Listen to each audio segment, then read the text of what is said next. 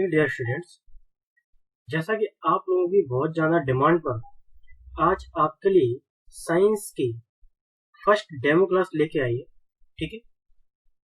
और ये आपकी पहली डेमो क्लास है। तो यहाँ पे सभी लोगों को करना क्या है, इस क्लास के बाद आपको क्लास का फीडबैक जरूर देना है। वीडियो खत्म होने के बाद आपको कमेंट बॉक्स में जाके जरूर कमेंट करना है कि क्लास सही समझ में आई या नहीं समझ में आई, ठीक है। तो ये कोई आपकी क्लास नहीं है, क्लास आपकी साइंस की जूम ऐप पर होगी, ठीक है। हाँ, और अगर लोगों का फीडबैक अच्छा रहता है, अगर लोगों का ज्यादा डिमांड रहती है कि भाई शायद साइंस की क्लास यूट्यूब पे भी स्टार्ट की जाए, तो हाँ, आपकी क्लास यूट्यूब पे भी स्टार्ट कर दी जाएगी, ठीक है। लेकिन उससे पहले मुझे फीडबैक मिलना चाहिए कि भाई क्लास आपको पसंद आई है या नहीं आई, ठीक है। तो सबसे पहले आप शेयर कर दें वीडियो को, ठीक है, अपने दोस्तों तक शेयर करें, लाइक कर दें वीडियो। चैनल को अभी तक अगर सब्सक्राइब नहीं किया हो ना, तो चैनल को सब्सक्राइब जरूर करें। अगर आप हमारे चैनल में पहली बार आए हैं, किसी भी क्लास को आप पहली बार देख रहे हैं, तो चैनल को सब्सक्राइब करना बिल्कुल ना भूलें, ठीक है भाई। सबसे पहले चैनल को सब्सक्राइब किया करें, जिससे आपको प्रत्येक क्लास आपको टाइम पे मिल जाती है। तो यहाँ पे आज की क्लास में साइंस में अपन यूनिट फर्स्ट कंप्लीट करेंगे, और यूनिट फर्स्ट में सिर्फ वही देखेंगे जो डेमो क्लास के रूप में आपको सारे इसमें इंपोर्टेंट क्वेश्चन बताए जाएंगे, ठीक है। तो यहाँ पे जो यूनिट फर्स्ट है उसमें सारे इंपोर्टेंट क्वेश्चन दिखेंगे यूनिट फर्स्ट के। और अगर देखा जाए तो यूनिट फर्स्ट से अपने एग्जाम में कितने नंबर का आता है, तो सबसे पहले ये देख लेते हैं, ठीक है। तो यहाँ पे चलते हैं यूनिट फर्स्ट की तरफ, और यूनिट फर्स्ट में देखते हैं क्या क्या है और क्या नाम है यूनिट का। तो यूनिट फर्स्ट जो हम लेके आए उसमें रासायनिक अभिक्रियाएं एवं समीकरण, ठीक है भाई। यूनिट का नाम है रासायनिक अभिक्रियाएं एवं समीकरण। इस यूनिट से सभी लोग ध्यान से देखें, इस यूनिट से आपको कितने नंबर का आना है वो सुनो। इस यूनिट से 1 नंबर की तो आपकी आनी है ओटी, ठीक है। एक आना है आपका 2 नंबर का क्वेश्चन, 2 नंबर का क्वेश्चन एक, ठीक है, 2 नंबर का क्वेश्चन एक आएगा। एक आपका आएगा भाई 3 नंबर का क्वेश्चन, 3 नंबर का एक क्वेश्चन आएगा आपका, ठीक है। कुल मिलाकर अगर देखा जाए तो एक 3 नंबर का आएगा, एक आएगा आपका 2 नंबर का, और एक आएगा 1 नंबर की ओटी। ये यूनिट आपकी बन जाती है 6 नंबर की। कितने नंबर की यूनिट बन जाती है आपकी? ये 6 नंबर की बन जाती है। तो ये यूनिट भी इम्पोर्टेंट यूनिट है, ठीक है। और आज जो यूनिट में इसमें क्वेश्चन मिलेंगे वो क्वेश्चन भी बहुत शानदार है। तो पहले तो यूनिट के बारे में समझते हैं कि टॉपिक का नाम है रासायनिक अभिक्रियाएं एवं समीकरण। सब लोग ध्यान से समझेंगे, जिसको समझ में नहीं आता है तो वो कमेंट बॉक्स में नीचे लिख भी सकता है, ठीक है भाई। तो सबसे पहले हम यही समझते हैं कि रासायनिक अभिक्रियाएं होती क्या है। रासायनिक अभिक्रियाएं होती क्या है? तो रासायनिक अभिक्रियाओं की परिभाषा होती है कि ऐसे परिवर्तन जिसमें नए गुणों वाले पदार्थों का निर्माण होता है उसे रासायनिक अभिक्रियाएं कहती है। देखो, परिभाषा में आपको एक दूसरे तरीके से भी बता सकता हूँ। इसको आप ऐसे भी लिख सकते हो, अपनी कॉपी में नोट डाउन ऐसे भी कर सकते हो, जैसे आपने पहले बनाया क्वेश्चन कि रासायनिक अभिक्रियाएं क्या होती है।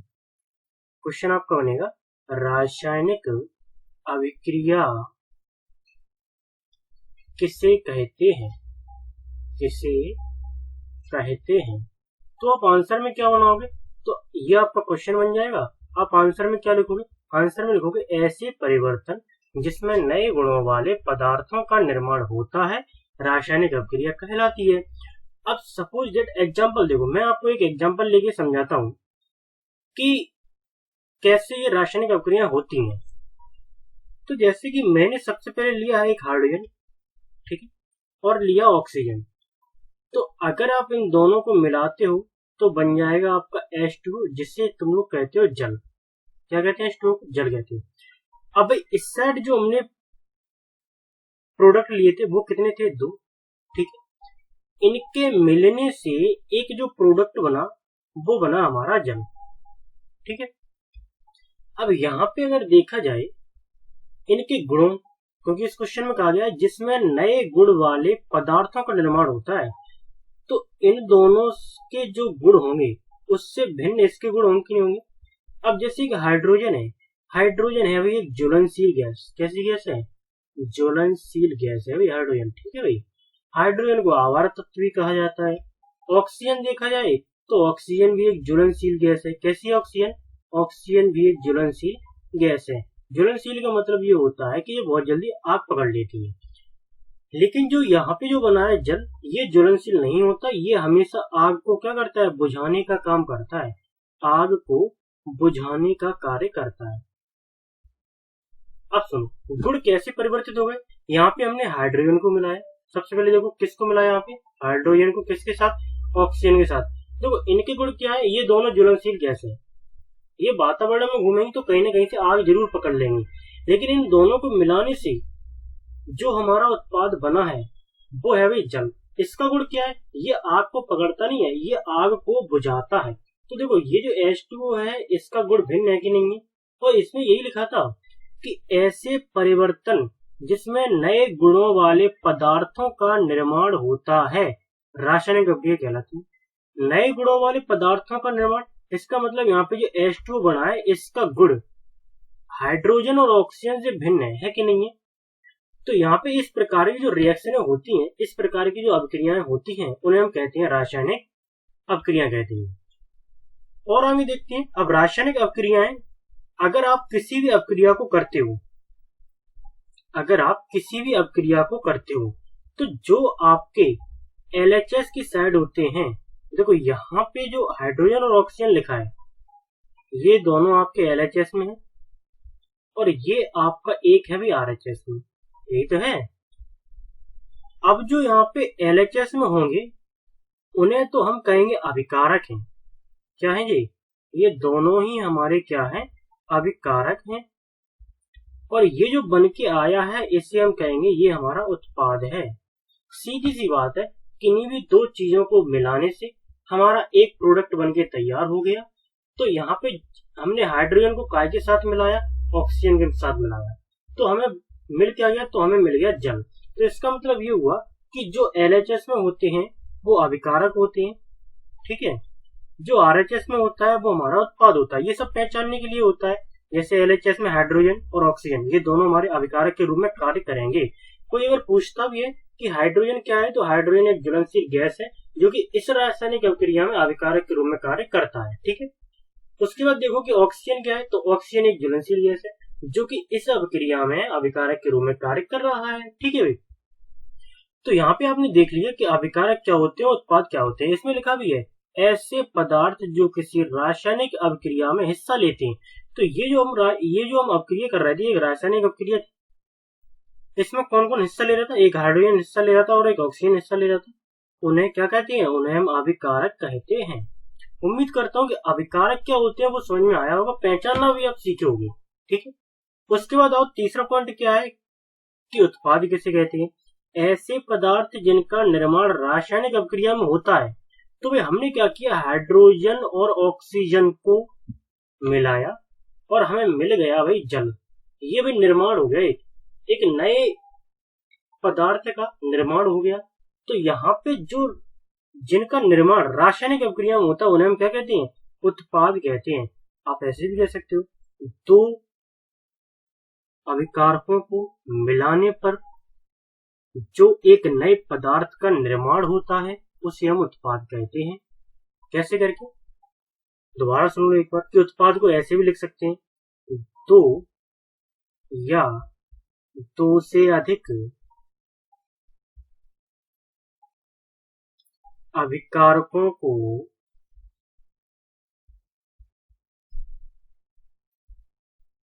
मिलाने पर जो नए पदार्थ का निर्माण होता है उसे आप क्या कहते हो? उसे हम उत्पाद कहते हैं। तो उम्मीद करता हूँ कि ये आपको रासायनिक अभिक्रिया क्या होती हैं, अभिकारक क्या होते हैं, उत्पाद क्या होते हैं, आप पहचानना सीख गए होंगे, ठीक है। ये तो सब बेसिक है। अब जरा देखते हैं कि इनके उदाहरण क्या क्या होती है रासायनिक अभिक्रियाएं के उदाहरण। तो हमने देखा रासायनिक अभिक्रियाओं को जो आपको उदाहरण देखने के लिए मिलेंगे उनमें सबसे पहला उदाहरण है कि भाई भोजन का पचना। सबसे पहला उदाहरण क्या है? भोजन का पचना। दूसरा उदाहरण है श्वसन। तीसरा उदाहरण है लोहे पर जंग लगना। चौथा उदाहरण है मैग्नीशियम फीते का जलना। पांचवा उदाहरण है दही का बनना। तो ये सभी उदाहरण आपको याद रखनी है, ठीक है। इनमें से कभी कभी ओटीओ में पूछ दिया जाता है कि भोजन का पचना कैसे अपक्रिया है, रासायनिक अपक्रिया है, ठीक है। अब उसके बाद देखते हैं रासायनिक अपक्रियाओं के प्रेक्षण। मतलब रासायनिक अपक्रियाओं के प्रेक्षण का मतलब ये होता है कि रासायनिक अपक्रियाएं करते समय क्या क्या बदलाव होते हैं। तो देखो, पहला बदलाव क्या है? उनकी अवस्था परिवर्तन हो जाती है। अवस्था का मतलब होता है, देखो अवस्था तीन प्रकार की होती है। पदार्थ की जो अवस्था होती है वो दो प्रकार की होती है। या तो आपके ठोस होगा पदार्थ, या आपके गैस होगा, ठीक है, या आपके द्रव होगा। अवस्था कितने प्रकार की होती है? किसी भी पदार्थ की अवस्था होती है वो तीन प्रकार की होती है। कोई भी पदार्थ होगा, या तो वो कठोर होगा, ठोस होगा, या वो गैस के रूप में होगा, जैसे कि हमने देखा हाइड्रोजन ऑक्सीजन गैस के रूप में थी, या वो आपके द्रव के रूप में होगा, ठीक है, जैसे कि HCl हाइड्रोक्लोरिक अम्ल, ये द्रव होता है। तो यहाँ पे हमने देखा कि अवस्था तो पदार्थ की तीन प्रकार की होती है, या तो पदार्थ ठोस होगा, या फिर गैस होगा, या फिर द्रव होगा। रंग में परिवर्तन। अब जैसे कोई आपने गैस ली, अब जैसे आप LPG गैस ले लो, तो वो एक ज्वलनशील गैस होती है, लेकिन वो नीली ज्वाला के साथ जलती है। कौन सी लौ के साथ? नीली लौ के साथ जलती है वो LPG गैस, ठीक है। तो उसमें रंग में परिवर्तन। तापमान में परिवर्तन भी हो सकता है, टेम्परेचर कम ज्यादा भी हो सकता है। गैस का उत्सर्जन, मतलब गैस निकल भी सकती है, ठीक है, और गैस को वो एब्जॉर्ब भी कर सकता है।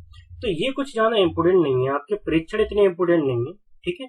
अब यहाँ देखोगे आप कि रासायनिक परिवर्तन को प्रदर्शित करना। रासायनिक परिवर्तनों को हम कैसे प्रदर्शित करते हैं, जरा ये सुनेंगे। जैसे कि हमने अभी बताया था, ऊपर भी आपको ये समझाया था कि यहाँ पे जैसे कि आप देखोगे शब्द समीकरण है और ये रासायनिक समीकरण है। शब्द समीकरण मतलब ये आपके हिंदी में लिखा है और ये आपके इंग्लिश वाले फॉर्म में लिखा है। तो यहाँ पे लिखा है जिंक, जिंक को लिखा जाता है Zn से। सल्फ्यूरिक अम्ल होता है H2SO4, ठीक है, ये का चिन्ह लगाए। आपका वाला जिंक सल्फेट ये होता है ZnSO4 और हाइड्रोजन होता है आपका H2। अब यहाँ पे देखोगे तो ये दोनों आपके LHS में है, ये दोनों आपके RHS में। तो जरा मुझे कमेंट में बताओ कि आपके अभिकारक कौन कौन से हैं। ये दोनों हमारे अभिकारक हैं कि नहीं? ये दोनों हमारे क्या है? अभिकारक हैं। और ये दोनों हमारे क्या है? तो ये दोनों हैं हमारे उत्पाद। क्या है ये दोनों? उत्पाद। आप कुछ लोग सोच रहे होंगे कि सर आप ये जिंक को Zn लिख रहे हो, आपको कैसे पता?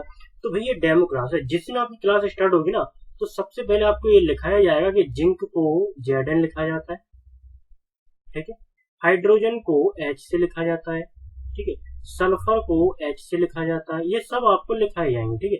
ये सिर्फ आज एक डेमो क्लास है कि क्लास का फीडबैक लेने के लिए, कि क्लास आपको कंटिन्यू आगे मतलब रखनी है, तो आप फीडबैक अपना जरूर दें, ठीक है। तो अब देखते हैं कि यहाँ पे जरा उन क्वेश्चनों को हम देखते हैं कि जो क्वेश्चन हमारे एग्जाम में आए थे, ठीक है। तो यहाँ पे जो आपका पहला क्वेश्चन था वो इंपोर्टेंट क्वेश्चन आपका बनता है कि रासायनिक अभिक्रियाओं के प्रकार। आपके एग्जाम में क्वेश्चन यहीं से आने हैं और यहीं से हर साल आते हैं, ठीक है। तो यहाँ से बहुत ज्यादा इंपोर्टेंट है। सबसे पहले जो अभिक्रिया है, रासायनिक अभिक्रिया बहुत सारी अभिक्रिया है। पहली अभिक्रिया है संयोजन अभिक्रिया। देखो संयोजन संयोजन का मतलब होता है आपस में जोड़ना, मतलब दो अभिकारकों को आपस में मिलाना। अब सपोज दैट मान के चलो यहाँ पे हमने संयोजन अभिक्रिया की परिभाषा ये लिखी है, इस अभिक्रिया में दो या दो से अधिक अभिकारक मिलकर एकल उत्पाद बनाते हैं। भाई आपको पता है जो LHS में लिखे होंगे वो हमारे क्या होंगे? अभिकारक। जो RHS में लिखे होंगे वो हमारे क्या होंगे? वो हमारे होंगे उत्पाद। अब इस संयोजन का मतलब, अब हमने यहाँ मान लिया कि एक हमारा A है अभिकारक, एक अभिकारक B है और C बनना है वो हमारा उत्पाद, कुछ ही बन सकता है, ठीक है। अब हम समझते हैं एग्जाम्पल के थ्रू। एग्जाम्पल के थ्रू कैसे समझेंगे, देखें यहाँ पे कि अगर मान के चलो हमने एक लिया हाइड्रोजन, एक लिया ऑक्सीजन, तो ये बन जाएगा आपका H2O, ठीक है। हालांकि रिएक्शन संतुलित नहीं है, संतुलित करना भी आप लोगों को सिखाया जाएगा। कैसे करके? अब यहाँ पे अगर देखा जाए तो यहाँ हाइड्रोजन के आगे कुछ नहीं लिखा, तो हाइड्रोजन यहाँ कितना माना जाएगा? एक ही तो है। ऑक्सीजन के पीछे कितने लटक रहे हैं? 2, तो यहाँ ऑक्सीजन हमारे पास 2 है। लेकिन यहाँ पे देखा हमने तो यहाँ पे हाइड्रोजन कितने हैं? हाइड्रोजन 2 है और ऑक्सीजन कितने हैं? 1 है। क्या यहाँ पे हाइड्रोजन 2 है? नहीं। तो यहाँ 2 करने के लिए कितने गुणा कर दो? 2 हाइड्रोजन हो चुके हैं। अब यहाँ पे अगर देखा जाए हाइड्रोजन तो यहाँ पे 2 हो चुके हैं, लेकिन यहाँ पे H2O कितने हैं? H2 लिया, यहाँ पे H2 कितने हैं?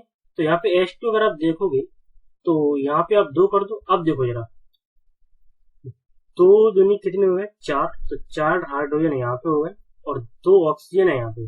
ठीक है, यहाँ पे देखोगे तो 2 दूनी 4, 4 हाइड्रोजन हो गए यहाँ पे, और ये 2 अगर इन दोनों के बाहर लगाए ना तो 2 का गुणा इसके साथ भी होगा, तो मतलब आपके ऑक्सीजन में कितने हैं? यहाँ पे 2 है।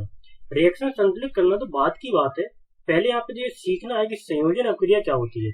तो संयोजन अभिक्रिया होती है कि अगर आप 2 अभिकारकों को आपस में मिलाते हो तो एक नया उत्पाद बनता है, जिसे हम कहते हैं संयोजन अभिक्रिया। मोस्ट इंपोर्टेंट क्वेश्चन है आपका।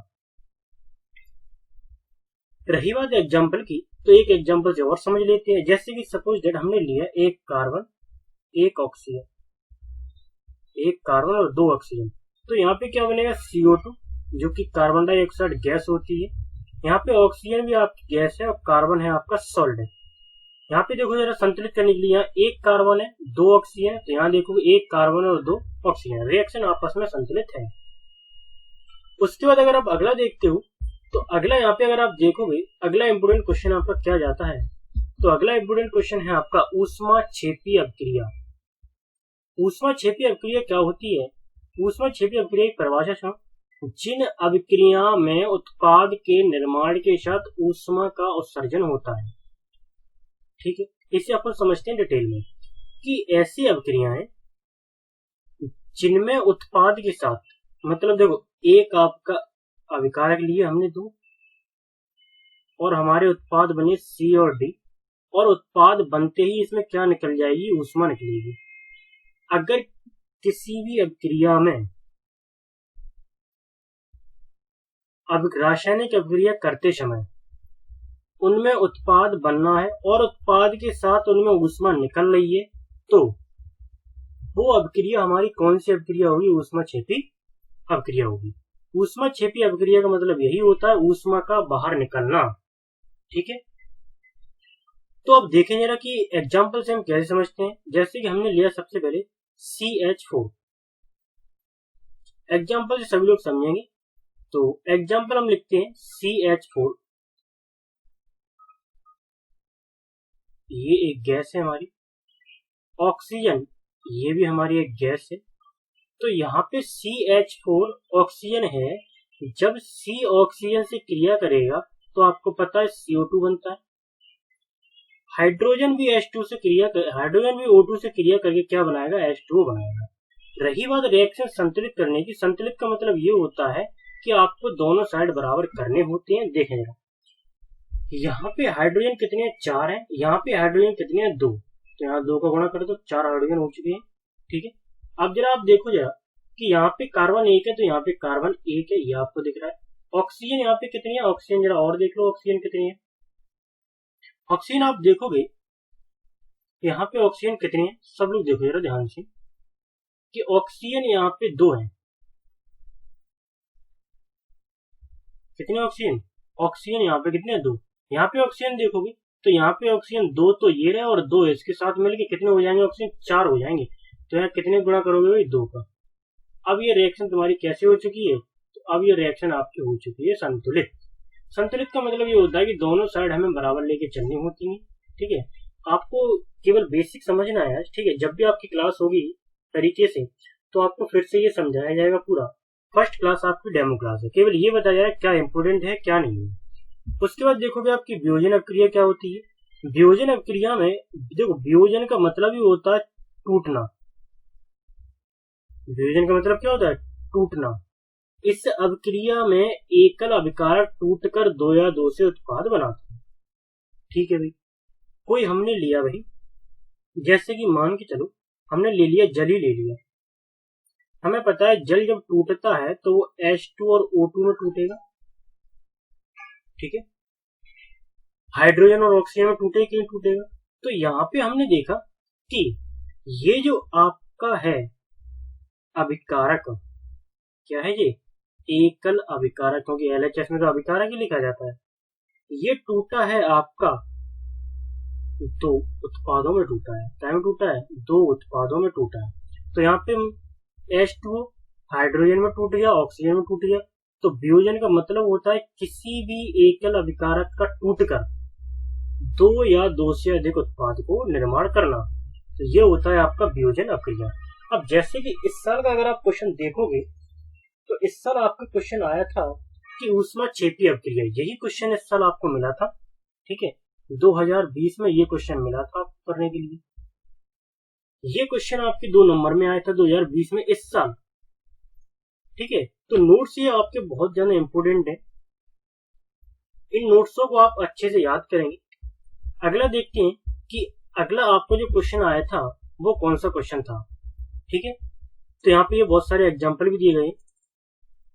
अगला जो आपका क्वेश्चन है वो क्वेश्चन आपका इस साल जो आया था वो क्वेश्चन था आपका ये, संक्षारण किसे कहते हैं। 3 नंबर में ये क्वेश्चन आया था आपका, ठीक है, संक्षारण किसे कहते हैं। तो संक्षारण की परिभाषा देखो कैसे, जब कोई धातु ऑक्सीजन, आर्द्रता, अम्ल आदि के संपर्क में आती है जिससे धातु की ऊपरी परत कमजोर होकर संक्षारित हो जाती है, इस क्रिया को संक्षारण कहते हैं। इस क्रिया का कहते हैं संक्षारण कहते हैं। संक्षारण का एक बेसिक सा मतलब समझोगे कि अगर मान के चलो आपके घर के बाहर कोई लोहे का पाइप पड़ा है, ठीक है, आपको पता है कि बरसात जब होती है तो आर्द्रता के संपर्क में आता है। आर्द्रता मतलब उस पाइप के ऊपर नमी हो जाती है, गीला हो जाता है, और फिर अगर धूप निकलती है तो उस पे जो भी क्रिया होती है धूप के साथ, ठीक है, उससे होता क्या है कि उस पर क्या लगने लगती है, जंग लगने लगती है। क्या लगने लगती है उस पाइप के ऊपर, अगर आप कुछ दिनों के लिए पाइप को बाहर डाल दो तो उस पर क्या होता है, पानी गिरेगा, ठीक है, हवा से क्रिया करेगा, ऑक्सीजन से, ठीक है, अम्ल आदि से क्रिया भी करेगा, तो उस पर होगी क्या, जंग लगने लगेगी। अगर पाइप पे जंग लग जाएगी तो धीमे धीमे करके उस पर एक पपड़ी सी जम जाएगी और वो पपड़ी धीमे धीमे उपड़ने लगती है जंग लगने के बाद। तो अगर वो पपड़ी उपड़ने लगती है तो पता है कि पाइप बेकार हो जाता है, ठीक है, सड़ जाता है पाइप, और एक समय ऐसा आता है कि वो पाइप हमारा नष्ट हो जाता है। तो उसमें यही लगा है लोहे की वस्तुओं पर जंग लगना, ये उदाहरण है काय का, संक्षारण का। चांदी के ऊपर काली परत व तांबे के ऊपर हरी परत चढ़ना संक्षारण के उदाहरण है, ठीक है। तो ये आपके उदाहरण भी है संक्षारण के। तो ये क्वेश्चन इस साल 3 नंबर में आया था आपके 2020 में। इंपोर्टेंट नोट्स हैं आपके, ठीक है, सभी लोग नोट्सों को कंप्लीट कर लें। और अब ये आज की क्लास का आपका लास्ट क्वेश्चन था, सभी लोग फीडबैक जरूर दें कि क्लास कैसी लगी। हाँ, अगर आप समझ में आई हो क्लास आपको तो जरूर बताएं, और नहीं अगर समझ में आई हो तो भी बताएं, ठीक है। करना क्या है आपको, चैनल को सब्सक्राइब जरूर कर लेना है जिन्होंने अभी तक नहीं किया है, वीडियो को लाइक कर देना है, अपने दोस्तों के साथ शेयर जरूर करना है। अगर आप शेयर नहीं करोगे तो क्लास आपकी साइंस की मैं नहीं करूंगी। वीडियो को शेयर जरूर किया करो, ठीक है। तो आज की क्लास यही समाप्त करते हैं। आप फीडबैक दो, उसके बाद कल से देखा जाए, कल से क्लास को कंटिन्यू करेंगे, ठीक है। अगर फीडबैक सही आता है तो क्लास कल से आपकी कंटिन्यू होगी जूम ऐप पे। कौन से ऐप पर होगी आपकी क्लास कंटिन्यू, जूम ऐप पर क्लास आपकी कंटिन्यू होगी, ठीक है भाई।